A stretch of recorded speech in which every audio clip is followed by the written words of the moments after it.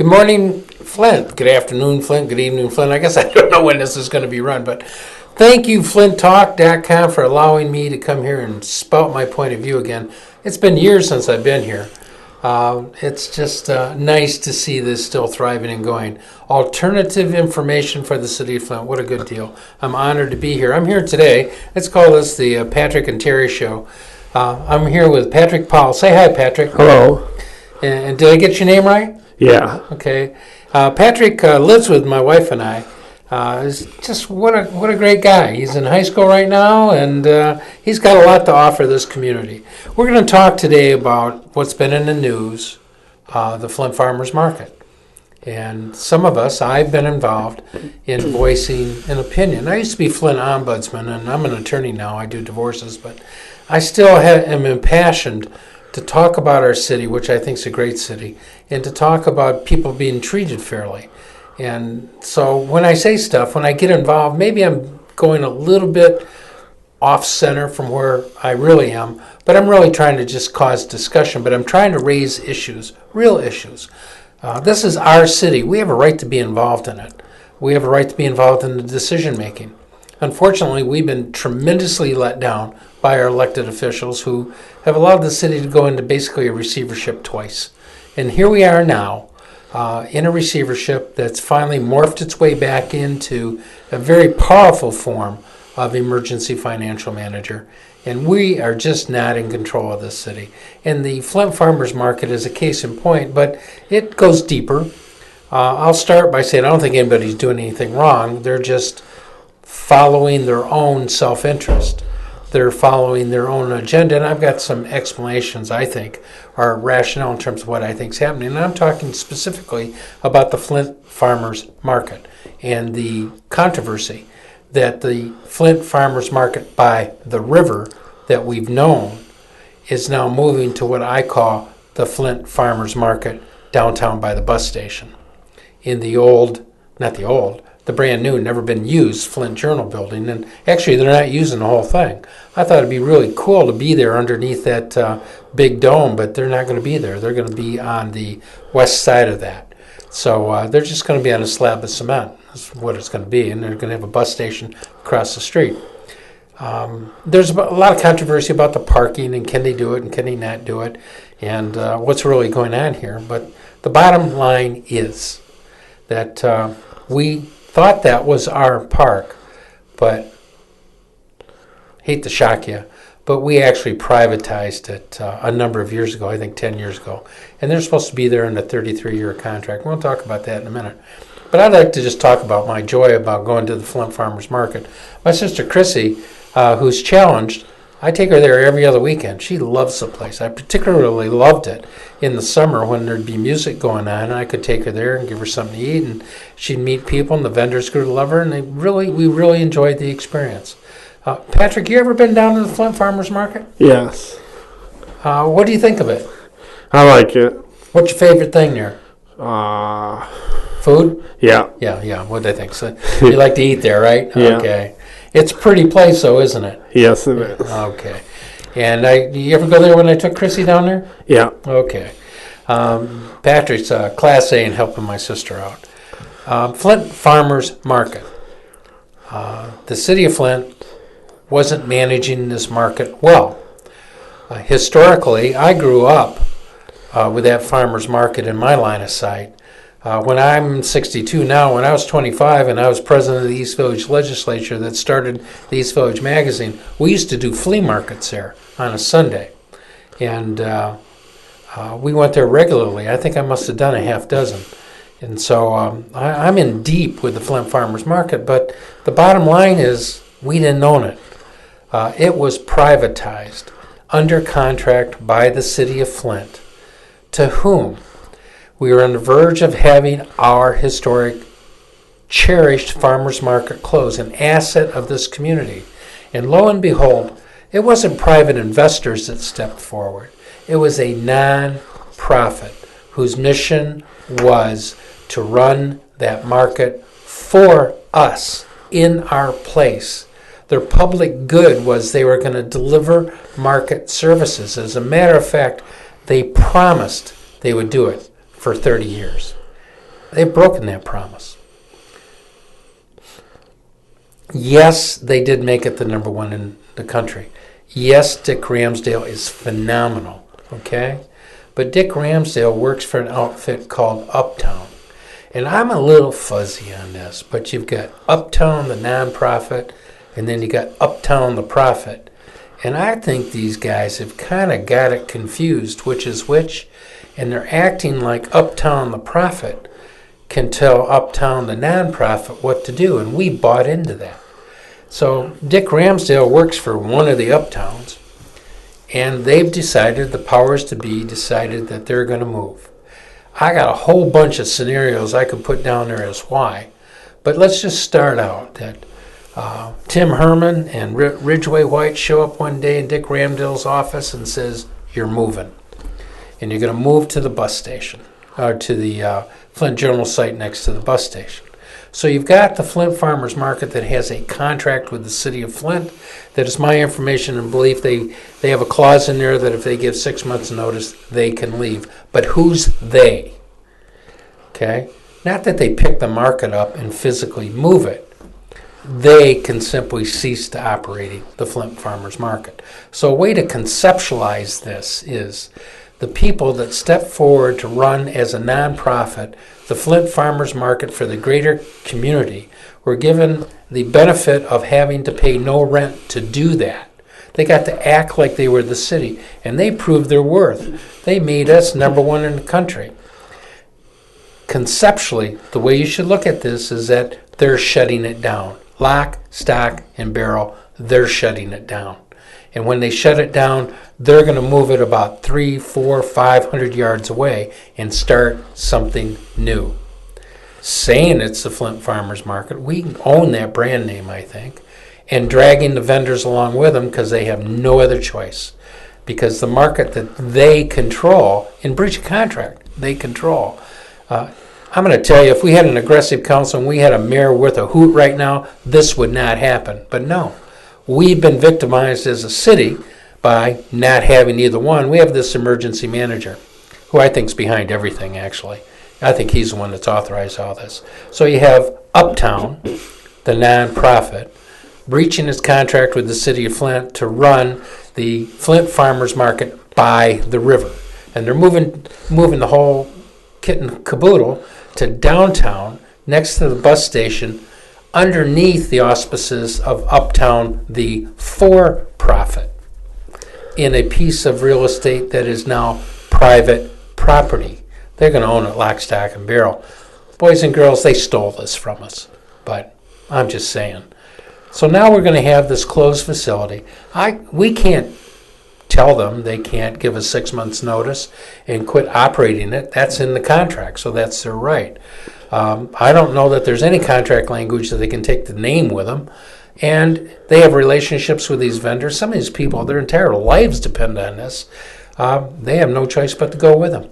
But the hoodwink we're getting from the Flint Journal and the other media and the Mott Foundation, the Uptown Reinvestment, and all the various people involved is that somehow this whole nonprofit Flint Farmers Market is moving to downtown Flint, and somehow it morphed in the transition into the for-profit on private property. So in terms of Uptown, the for-profit, having a farmer's market downtown Flint, we can't stop that. If they had a right to breach with 6 months' notice, they get to go. We can't sue them. But who owns the name Flint Farmers Market? You own that name. Who owns that piece of property that the Flint Farmers Market by the river is on? You own that. What do you think, Patrick? Yeah. Good answer. So here's what I'm sorry. So here's what we have now. We have this transition. I wish them well. Why was it urgent that they risk the I think it's still number one farmers market in the country by this move?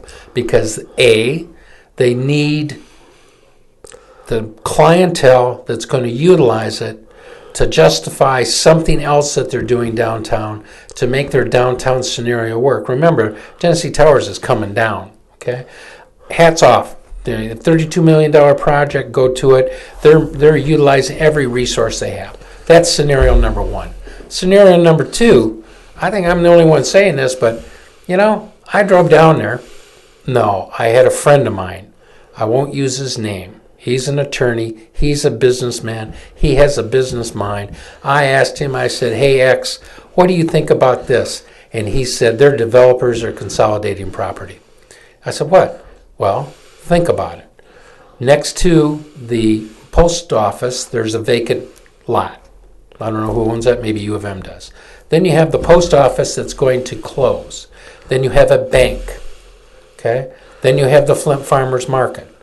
Then you have Red Ink Studio that's on its last legs. I hear. I don't know if they're not. I apologize.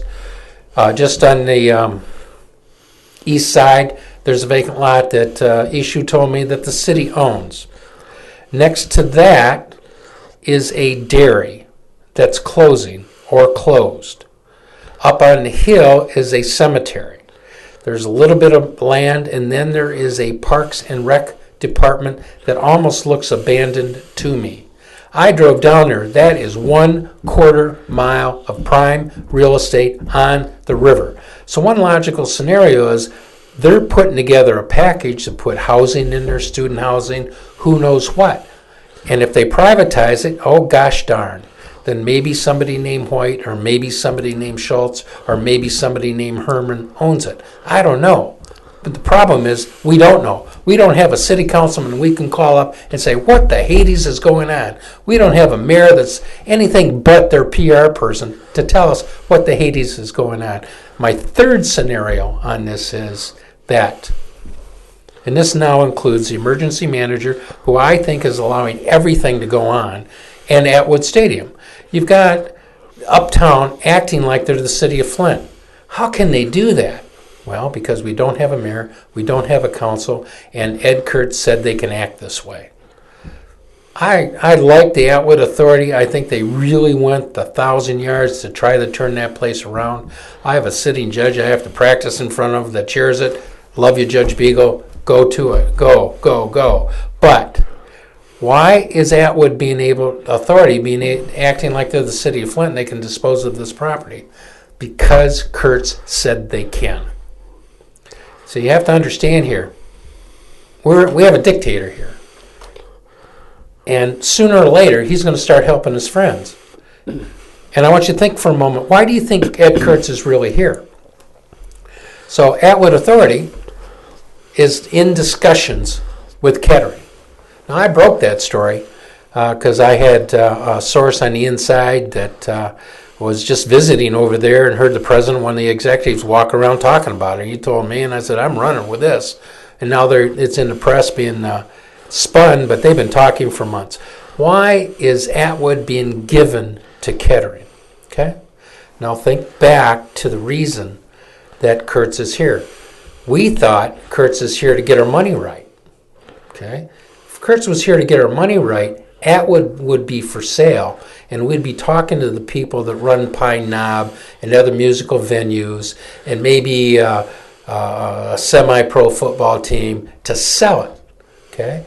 If Kurtz was here for the profit, he'd be walking into that farmer's market and say, no, the city owns this. You guys want to go? Go. This building stays, and I'm going to sell it. I'm not going to let you guys decide what to do it, because my job is to collect city assets, sell them to pay off on some of this debt so I go away. Kurtz isn't going anywhere.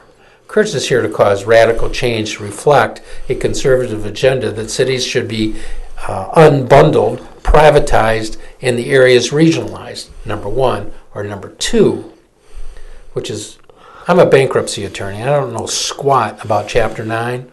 I hear it's some sort of a hybrid, like a 13 repayment and a 7 liquidation. But I bet there's a look-back period on assets, okay? Sometimes it's 60, 90 days, maybe it's a year, that in the Chapter 7 we'll look back and see if you transferred that house in Arkansas to your brother for $1. Well, I bet there's a look back in Chapter 9. And what makes sense to me about what's going on is that these guys know that there's a City of Flint bankruptcy looming, and they're not selling off the property, they're giving it to their friends. And their friends happen to be good people like Kettering University, good people like Uptown Reinvestment that's trying to rebuild downtown, and they're taking our assets and sheltering them with these nonprofits or developmental projects to protect them. They've already sold off and privatized the garbage truck fleet. I'll be surprised if other major chunks of Flint aren't done the same way, because Kurtz should be here trying to maximize revenue for the city to repay the $20 million debt and then get the heck out of Dodge so we can reelect our elected officials. It doesn't appear to be doing that. He's giving stuff away. So I have a couple scenarios that make sense, and they're all positive, good government things. That unless you're a bankruptcy Chapter 9 federal judge and you're trying to figure out why all of a sudden the city of Flint's giving stuff away. So you've got several scenarios here, but the bottom line, people, is that farmer's market belonged to the city of Flint. We couldn't afford it. We were going to close it. Nobody said we were going to sell it. And a nonprofit stepped forward, and we can save the day. We'll put this together. We'll show you how it should be run. You give us a 30-year contract, and we'll pay you $1 a year in rent. And we'll run this farmer's market. Nobody ever said it was going to become the personal property of these guys. I hope Atwood works, but I think this all boils down to decisions, draconian decisions that we are not being apprised of. So what we're seeing are the symptoms of a bigger program that's underway, that Ed Kurtz is unbundling this city. He's taken major assets and getting them to community institutions, so it's probably a good thing that the city of Flint can enjoy them as open and owned by a public entity. Kettering owns Atwood. Who knows who's going to own on the river, but I bet there's a development project that's going to come in and probably have that given to them. It might be U of M or somebody. Now I'm guessing here, but the bottom line, my major thought here is that Flint Farmers Market was privatized a long time ago, so get over it. They breached the contract, so really, who owns that name and who owns that property? You do. Not them, you do. How can they do this now? Well, who is they? We don't have a city council. We don't have a mayor that has any authority over this. Ed Kurtz can make the decision now to consolidate the city property, which is going to be the Parks and Rec area, which is going to be the Flint Farmers Market, and put together a package to deliver a quarter mile of prime Flint real estate to another nonprofit, maybe Michigan State, maybe University of Michigan, maybe somebody else that's associated with the educational system, and not repay the debt. Those are my thoughts on the Flint Farmers Market. And I think Ms. Mabbitt has done a wonderful job. Did I miss anything, Patrick? No. Good answer. She's done a wonderful job saying the public is not happy with what's going on at the farmers market, but there's a bigger picture here. Actually, there's a tremendously big picture here. How much time do I have? Yeah, you go like another 15, 20 minutes. Okay. Don't ever say that to a politician that turned into a lawyer. Here's the bigger picture as I see it. And it has to do with the emergency manager. And I'll start out by saying we have Kurtz 1 in our history. We have Kurtz 2 in front of us right now. Kurtz 1, when he came here to get the money right. It wasn't always pretty, but to get the money right, balance the budget, and get out of here. I don't think Kurtz 2 plans on going anywhere. I don't think he's here to get the money right. He is here to change us. Now, I do not want to sound like I am a conspiracy theorist, so I'm going to use some title. You have Friedman out of the Chicago School of Economics. He has a concept called disaster capitalism. It's in the book by Naomi Klein, Klein. It's called the shock doctrine. This has been in the mix for 30 years. And what we have now is, within the business community, we have a school of thought that doesn't go out and cause disasters, but they profit from the chaos, cause radical change, and bring their vision and agenda in, which very well may be profiting them. Case in point, Katrina, New Orleans and how fast that school system was privatized. They were ready to move. I think that the same thing is going on in Michigan with the emergency managers, that they're coming in using this crisis that the state of Michigan partly caused by withdrawing funding from the cities. The state was trying to balance its own budget, so it passed through all this chaos to the cities. And now that the cities are in jeopardy, which happen to be Democratic strongholds by a Republican governor, the cities are being unbundled, their assets sold off, the strength of their vote diluted, their areas regionalized with no other option but to fold in. Okay? Now you might think that this is just a whole bunch of balderdash from a Democrat, but that's what's really going on. I went down to the National Action Network meeting last weekend just to see what they were talking about. And this whole voting rights attack does make sense, but it's being diluted. But what's really going on, and Bing is on the front side of doing the same thing, is that in the end, the first thing he does is he keeps the council and mayor on the payroll so they don't do anything. And I bet he works towards consolidation of unbundling of services to regional government and selling off assets. He has no other choice. In the city of Flint and other cities around the country, around the state, and around the country, this is happening. These people are moving on us. And we're seeing it to some degree in the farmers market transactions. We're seeing it in the Atwood transactions. We're seeing it. I have a BA in Urban Studies and a Master's in Public Administration, and you never sell your entire fleet. If you sell your entire fleet, you have just walked into a monopoly. The city can never recapitalize. Well, it can, but the city is not in a position now to recapitalize if it doesn't like the contract. So we're creating a monopoly. These people are going to come in, have their own equipment. The transaction costs are going to be so high that our rates can do nothing but go up. We're going to have the most expensive waste collection in the state of Michigan before this is over because nobody's holding them in check. We do not have an elected council to hold them in check. We don't have a mayor to hold them in check. We have an emergency financial manager that's doing stuff for his friends. And yeah, he raised some money off the garbage trucks, but why in the heck is he giving away Atwood? And why in the heck is he basically giving away the Flint Farmers Market? Because there's a bigger agenda going on here. And I think I've touched on parts of it. Those are just my opinions. Patrick, I miss anything? Nope. Good answer. So my name's Terry Bankert. This is Terry, and this is the only place that anybody agrees with me as much as you just have, buddy. But I wanted to thank you for this time. I'd like to be involved in discussions about how we can change cities for the better, and to be involved in groups that want to establish a beachhead to fight for our rights in the emergency manager situation. My name's Terry Bankert. Thank you very much.